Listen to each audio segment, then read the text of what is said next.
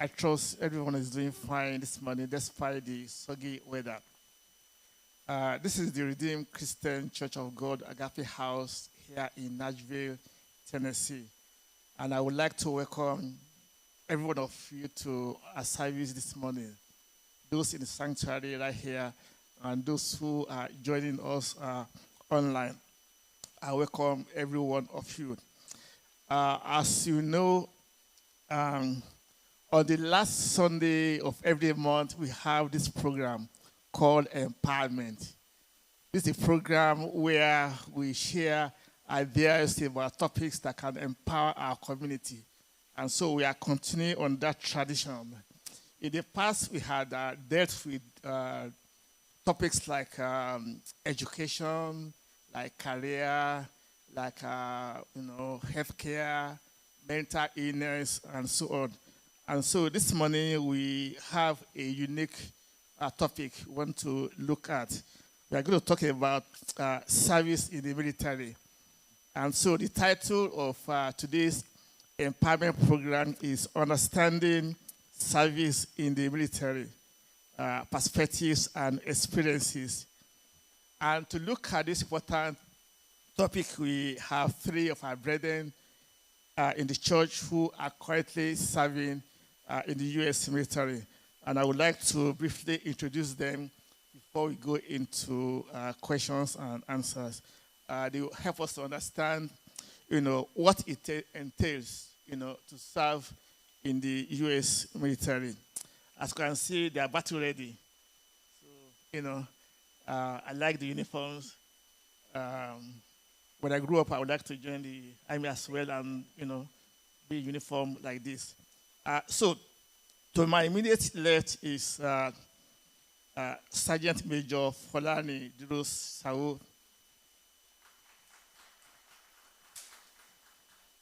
He enlisted in the U.S. Army and began his military training in January of 2023.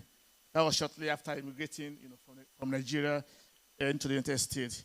He currently holds the rank of Sergeant Major in the Army and served as the Operations Sergeant Major for the Nashville-based 332nd Medical Brigade, 3rd Medical Command. Sergeant Major Dorosao is well experienced in the military and his service has been very distinguished. He has been deployed to the Middle East 3 times. Sergeant Major Dorosao has a BS degree in biochemistry, molecular and cellular biology from the University of New Hampshire. He's currently on the master's program at Tennessee State University. Sergeant Major Dorosao is also very active in the ministry. He is a member of the Sunday school ministry here in Agape House. As you know, he teaches the men's class. He has been married to his lovely wife, and they've been paid for about 17 years now. And they are blessed with 3 beautiful children. So we welcome you to this program, Sergeant Major.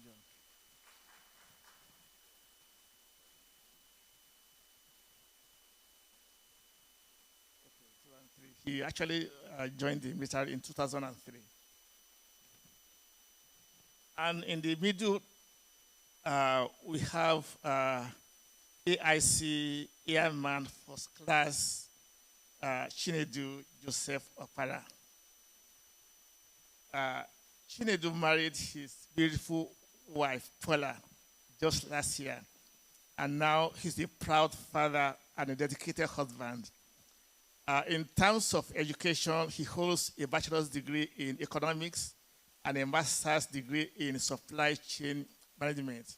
Currently, he is pursuing a doctoral program in business with a focus on strategic management. He has over 10 years professional experience in the area of management and currently works as the program manager at Amazon. He is also the founder of JoPat, an e-commerce enterprise.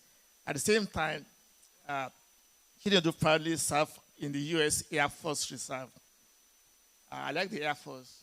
When I travel in the air, I always want to sit at the window side.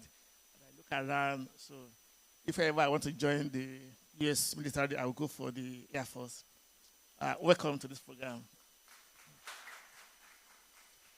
And last but not least, seated to my far left is our very dear Sergeant Samuel Oyemi. We call him Sam popularly, so I just call him Sam. Sam is a man with with three different hats. He is very active in the Church of God and serves in various capacities.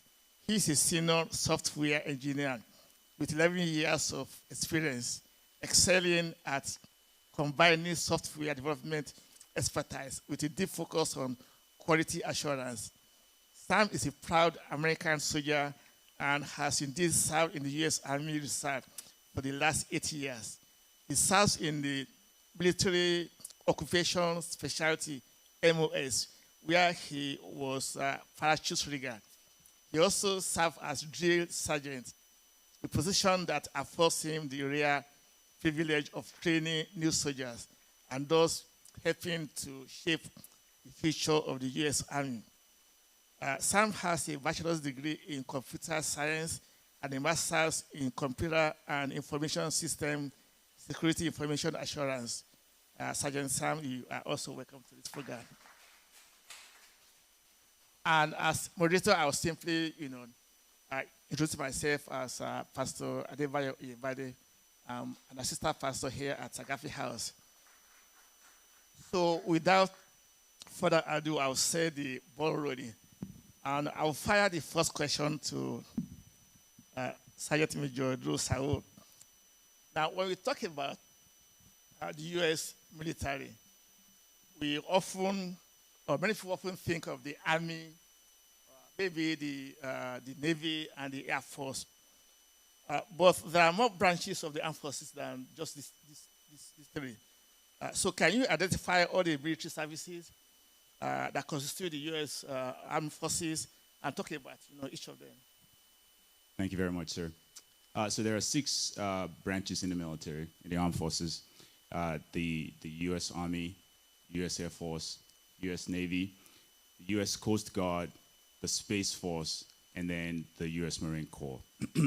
Now, the U.S. Army performs operations, on land, in general, on land. The Air Force conducts operations, in general, in the air.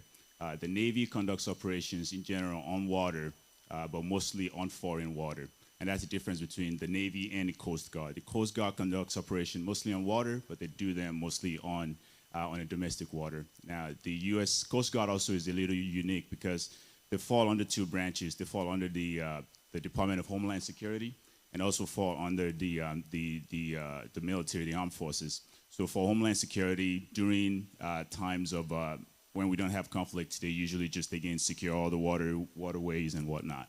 And then in the times of conflict, they have, again, more detailed responsibilities under the U.S. Military. And then the Space Force, again, conducts operations in the space. They used to somewhat fall under the Air Force and still somewhat, works with the Air Force, mostly. And then the Marine Corps conducts operations mostly on the shore. They conduct expeditionary and amphibious operations, mostly on the shore. So does, things on the land and also, on water closer to the shore, unlike the Air Force, unlike the Navy that conducts most of the operations, they're on the water. And then they conduct expeditionary operations, just like the Army does, on foreign territories. So that's in general, the 6 branches and, what they do. But none of them work in a silo, so they all work together, in combined, operations. Yeah, thanks so much, Sergeant. So now we understand that there are 6 services, not just the Army, the Navy, and the Air Force. I want to go to the Airman First Class, Shinedu. I know of the 3 of you. I believe you joined the military more recently. And so the process of joining is still very fresh, in your mind. So how does one go about the process? What are the necessary qualifications, for the service, and how can I join? Thank you.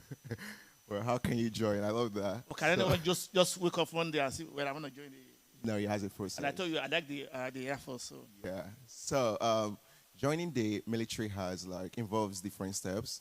And first, for an individual to join, you have to first meet the basic eligibility requirements. And the basic eligibility requirements involves or includes the citizenship. You have to be a U.S. citizen. And if you're not a U.S. citizen, we still have a place for you. You have to be a legal permanent resident. So these are the two citizenship class you can actually fall in to be able to join the United States military. The second thing is you have to have a high school diploma, U.S. high school diploma, or the equivalent of U.S. high school diploma. But in our community, like we have case where most Nigerians have more than that. So we have master's degree holders, bachelor's degree holders. And if you have a high school diploma or equivalent of that, that is meeting one of the criteria. Then the third thing would be you also have to ensure that you fall in within the age range. Different branch has different age range to join, but basically or generally the range is from 17 to 35 years old. So if you still fall within that age range, you have high chance of joining the United States military.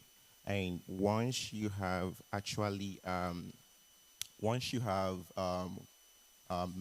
you've made these criteria, you have to reach out to a recruiter online. And reaching out to a recruiter online, the recruiter would help you provide detailed information on what is required based on the branch you want to join.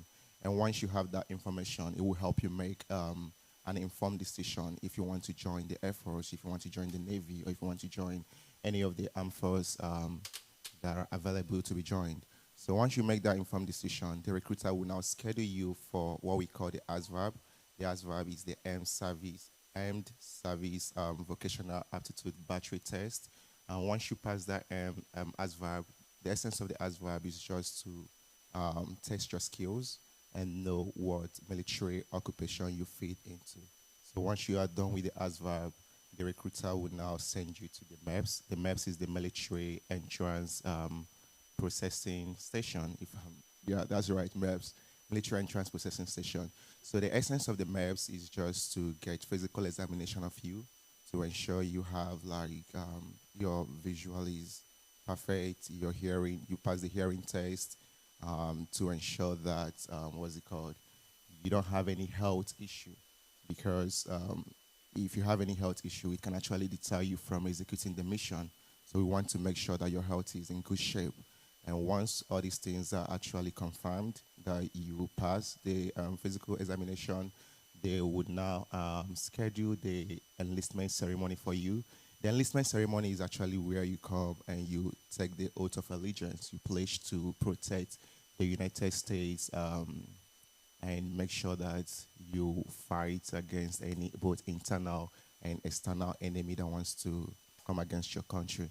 So once you are done with those things, congratulations, you've joined the United States Air Force or the United States military. And yeah, but take note that different military branch has like different additional criteria that you might have to meet before you join. Thank you. Yeah, thanks so much for that detailed information. You see, we're not having this program just for the fun of it. I know that people out there who are interested, so you are getting information firsthand right here. So I will want you to, listen and be attentive to what we are seeing here. Well, you have weathered my question. Can I join? Well, can let that go. Yeah, let me now go to Sergeant Oyemi. I know some people in the military are serviced and some are on active duty. So can you explain these two levels of service so that anyone interested in the military would know exactly, what area he or she wants to go into? Yes, sir. And what are the advantages and disadvantages of each level? Thank you, sir. So there are primarily three components. In addition to what you said, sir, there's active duty, there's reserve, and there's also National Guard. So active duty, to put it simple, is just full-time. You are doing military full-time. You are government property, quote and unquote, 24 hours. You can call you 9 p.m., 1 a.m. Congratulations. Reservist, you are like a weekend soldier. So 1 weekend a month is when you're doing your job. And also applies to National Guard as well. But the difference between National Guard and Reserve is that uh, National Guard is more or less like a state operated soldier. So you report to the state. State indirectly, primarily owns you. Permit my lack of a proper word. So when there are issues like COVID-19 response, Black Lives Matter crisis, the people that you see in uniform are mostly National Guard. So they respond mostly to the issues within the state. But you can still get deployed. For reservists, which is who I am primarily, I operate 1 weekend a month, and in the summer I will be gone for like 2 weeks. Some people it could be more than that, and you can also ask to be put on active duty, which is full-time army.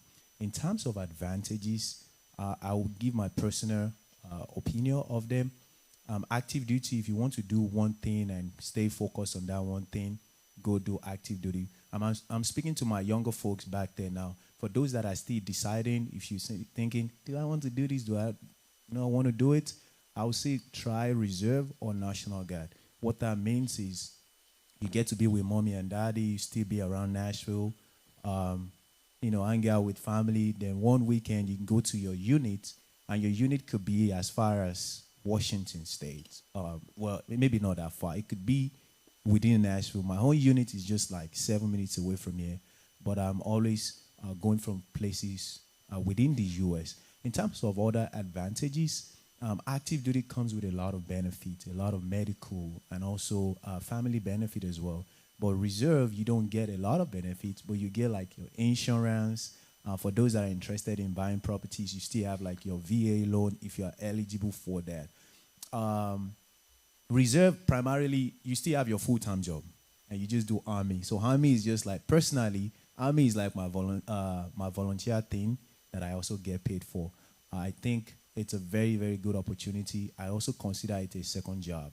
So if you don't have a job, you can also tell your unit and say, hey, make me active for now so I can make more money while I'm looking for another job. Either way, whatever you want to do, think about your time, your talent, and how close you want to be with family. In terms of disadvantage, I'll just give one. Active duty tends to be extremely busy, and Sam Major can tell us more on that. I know he's been traveling maybe like 2-3 places this week already. For Reserve, I can just carry my bag and say I'm going to Canada. Of course, you have to get approval before you travel out of the country now. But Reserve, you have limited time. Active duty, you have limited time to do all of those personal stuff. But Reserve, you're just like, carry my bag. I want to go to Ghana tomorrow, Nigeria tomorrow. I get my approval. I'm good to go.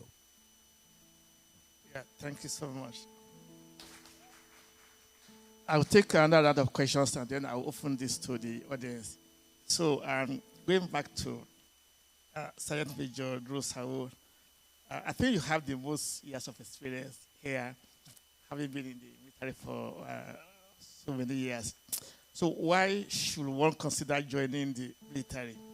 And what are the benefits in serving in terms of education opportunities, healthcare, and so on? Thank you, sir.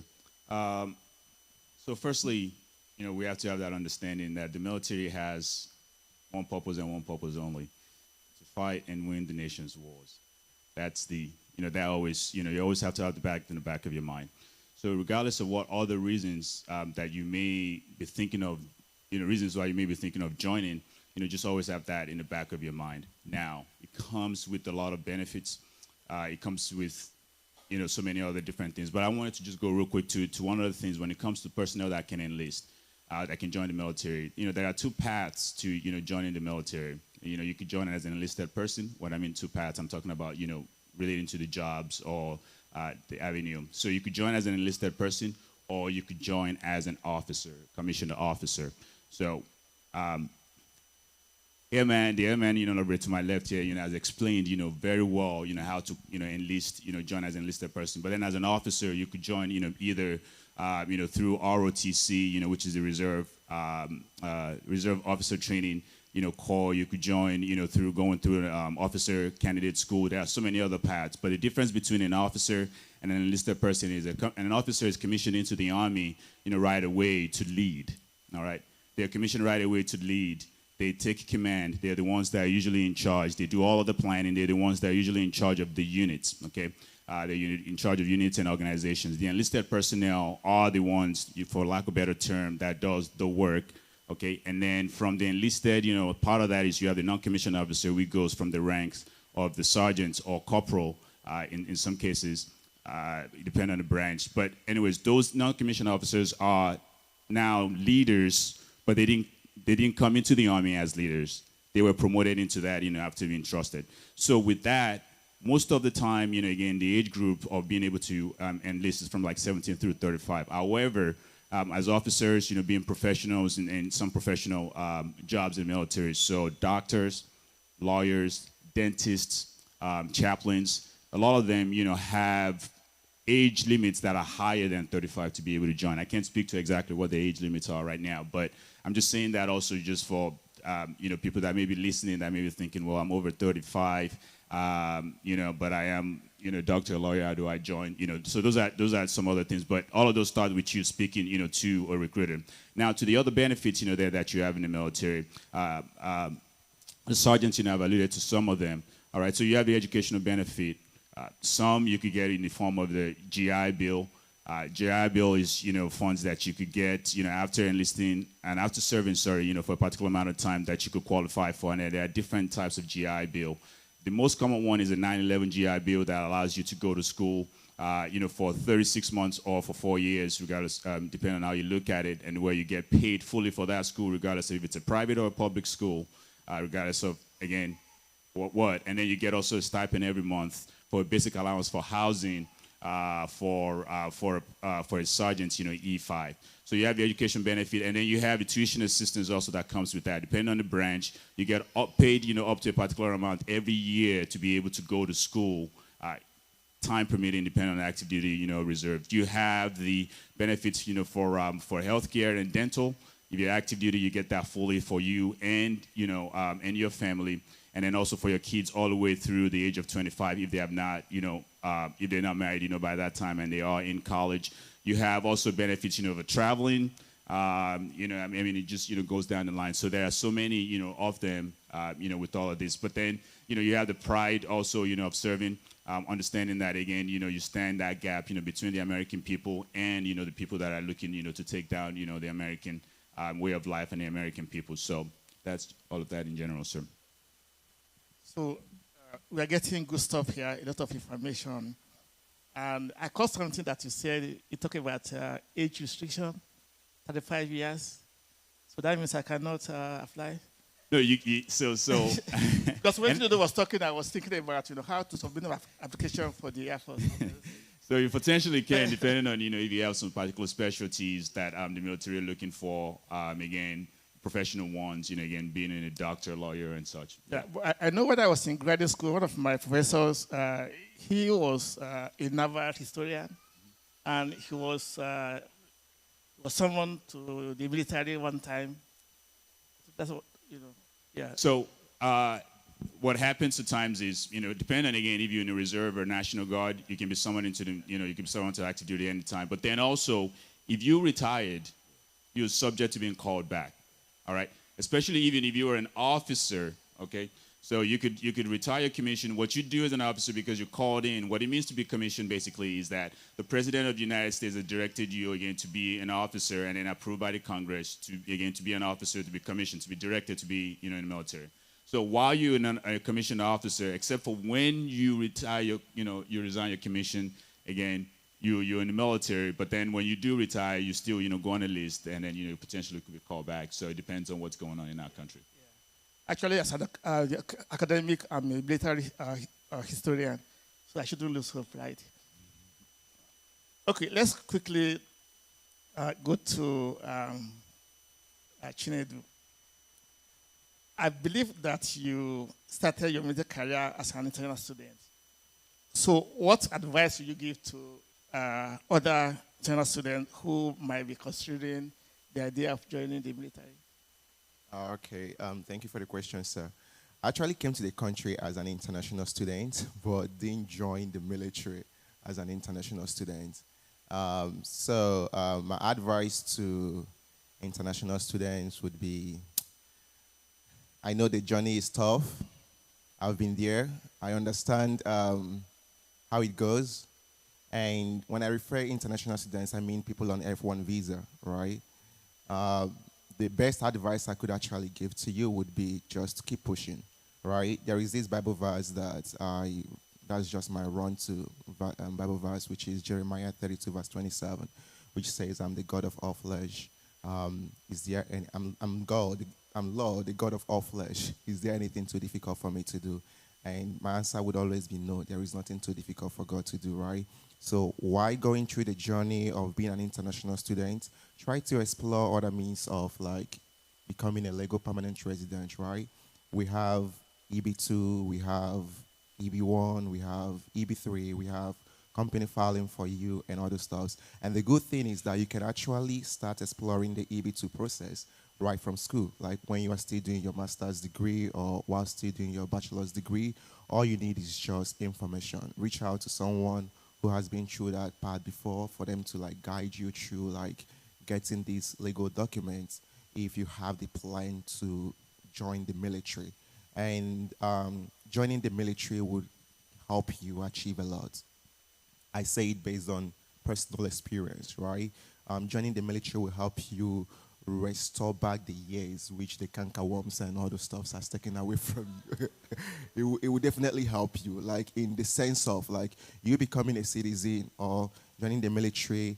You go from I'm actually a green card holder on today.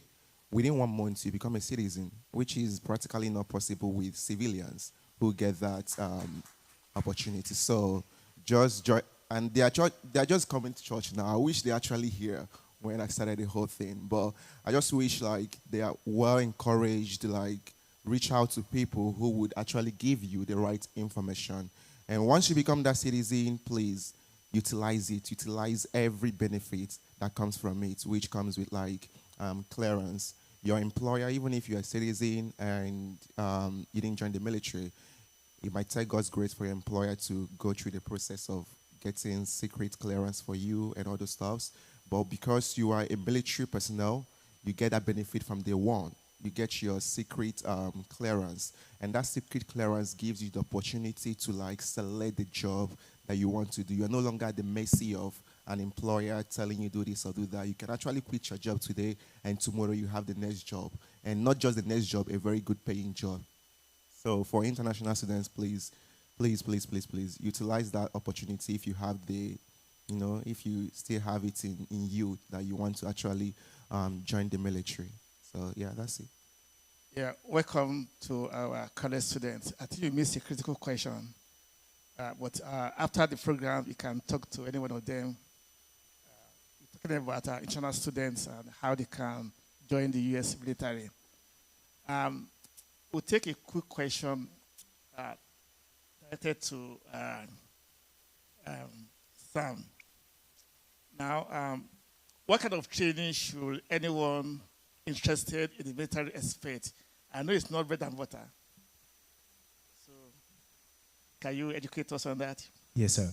Before I answer that, I want to jump back on the international piece. I know we're running out of time. So I was actually the last set of international student I joined. I joined from being F1 to the military, so I was the last guy primarily.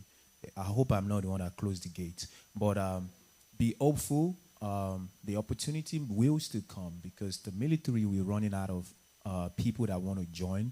So international people will still be turned to. While you being hopeful and like you said, doing all the things, improving yourself, keep an eye, be mindful. Don't be playing anyhow. Be mindful of your record. That's what I'm saying. So when they do a background check, they are going as far back as probably the day you were born. I don't know when your result came. Mine took a really long time. They ask all the people the places that I've lived, the people that I've, hang out with. They ask them all these questions. I saw the report. I was like, I've not even talked to this person in 10 years of being in America. But just be mindful of what you do. To answer the Question. There's a lot. It's no bread and butter, like you said. I have to say it. It doesn't come with ease. The army will give you a lot of things, and they will take a lot of things. This is being live streamed, I think, so I have to be careful what I say. um, it doesn't come with ease. What kind of training you should expect? A lot of physical training. You tend to run a lot. We don't. We're not slow people. In the military, from day one, especially if you come across people like me, I'm trying to make sure you moving with sense of purpose. Like, hey, move, move, move. That's it. So if you're not mentally prepared, start getting yourself into that. The other training that you should expect for those that are not comfortable with weapons. I know we are mostly Africans. A lot of us don't. You don't want to talk about guns. Yeah, you will have to shoot. It's not the end of the world. You will shoot. I never shot before I went to the military, and now I'm getting better at it. But just get that in your mind. But the most important one is the mental training, because indirectly what we want to do is to train you, teach you to be fearless, regardless of who you show up as day one as. We want you to get out of graduation and become a person that will be able to defend this nation, like Simon Major said. It's not so much about the education and all the healthcare, all these good things. There's a lot of good stuff that are going on out there, and there's a lot of things that are not good that we hope and want to train you to be better prepared for. Yeah, thank you, Sergeant Sam. Talking about fitness, can you just identify something going on here, apart from the uniform? I had to check myself. They are all sitting like this, and I was sitting like this. Okay, any question from the audience? Anybody has any question? Yeah, over there. Oh, okay. Thank you, guys, and thanks for your service. The question is about.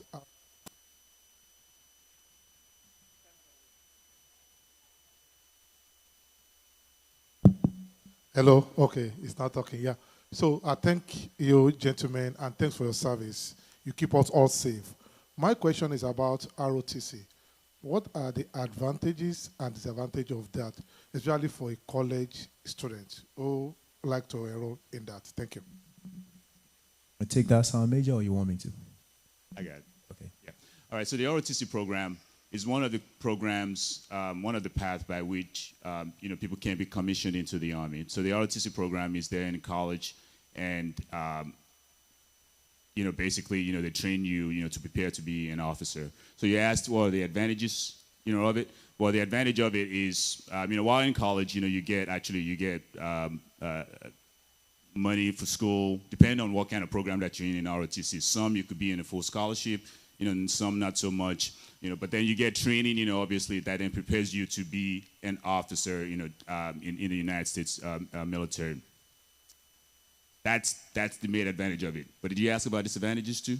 Okay. The disadvantage to it, frankly, I can't see any disadvantage, to it. Again, if you are committed to be an officer and that's what you want to do, and then that, obviously, will lead you to that path. If you are getting the scholarship or whatnot, and then you not meeting your end of the contract, and then you pull out of the ROTC program, you may be subject to having to pay back, some money that you had gotten for scholarship or not. But that may just be the only thing. But until you become an officer, you're still just in the program, so there's really no disadvantage to it, because again, it leads you to becoming an officer. Hope that answers your question.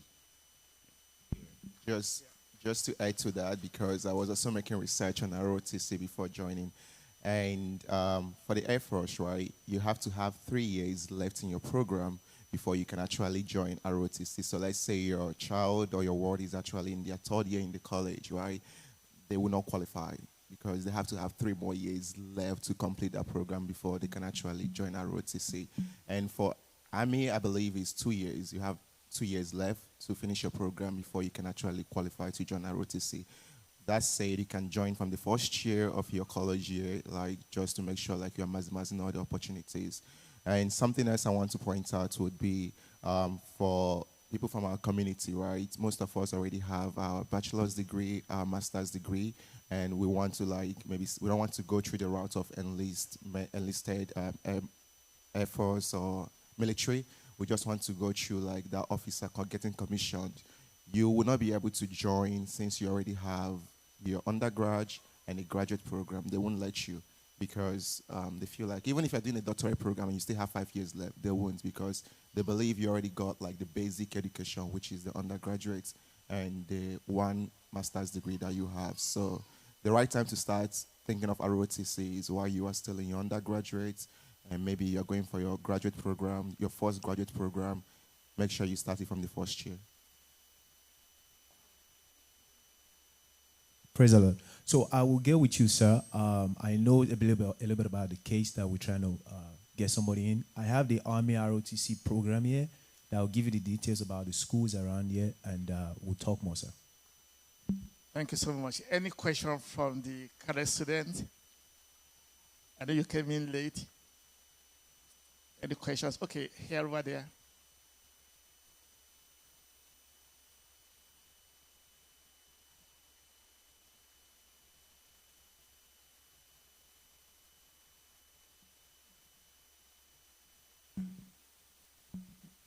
What skills, what qualities do you think are the best for the military? What qualities are best for the military? Well, so when you go into the military, obviously, you are who you are, and then just like any other organization, for lack of a better term, you're instituted into the military and shown the way. So, but what you can do right now is continue to stay active, all right? Don't spend all this time, playing games online. Get outside and actually, explore, be outside. Ensure that you're paying attention, there in school. The HAZVAB that he talked about earlier, not only, the HAZVAB ultimately helps determine, what you qualify for in the military. The higher you score in the HAZVAB, the more chances you have of selecting whatever job that you want. So if you score the highest, you could score on, that one can score on HAZVAB. Basically, all of the things considered, you qualify for every job that you're going to list for. Again, all other things considered, depend on if you're coming in as a citizen, where you qualify for a clearance or not, or, and some other fiscal, aspect. So again, just make sure that, you're staying as active as possible. Make sure that, okay, your school, you're taking it as seriously, as possible. Ensuring that you're looking after your records, all those, speed driving and whatnot. Trust me, I just had an interview just this past week, to speak about a soldier, one of my soldiers that I had, almost, 10 years ago, whereas, the person investigating the person's clearance, had to speak with me about it. Just as you mentioned, just because, you have history all the way back in, I don't know, Zimbabwe or something, doesn't mean that they don't go all the way back there. They will go all the way back there, and then they will speak with people about you and about your families, also. So just make sure that you're keeping all those straight, and then, you'll be fine. Yeah, we have just 3 minutes. We can take one more question. Any other question?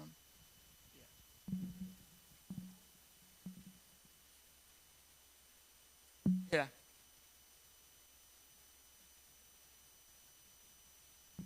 Good day. Please, can females join the Air Force? Yes. So Air Force is for everyone, right? Both male. There is no like segregation that, oh, this is a female, or this is a male. So far as you have the qualities, you have like the qualifications, like the eligibility requirements, you can join the military. And to also add to the first student that asked the question about skills and qualities, right? One thing I want to let you know, because I have heard people say, oh, let me go and dive into cybersecurity and get the cybersecurity skills and all those stuff, right? Air Force has a place for everyone, for every skill, be it music, whatever it is, language, other stuff, Air Force has. So whatever skill you are actually getting, please be the best in it. Like, make the difference. Be the best in that, and make sure like you're making a big difference, so that when you come out, you stand out and you stand different. Real quick. So, Okay, yeah. and this applies to every branch of the military. Every job in the military is open to everybody, regardless of the male or female. Every job. You want to be an infantry officer, an infantry soldier as a female? You want to be a special forces? Open to everyone. And also combat, right? 100%. Everything is open now to both males and female. Yeah. I know we've had a very interesting discussion here. We can go on and on and on and on, but of course, we just have to bring it to an end at this point.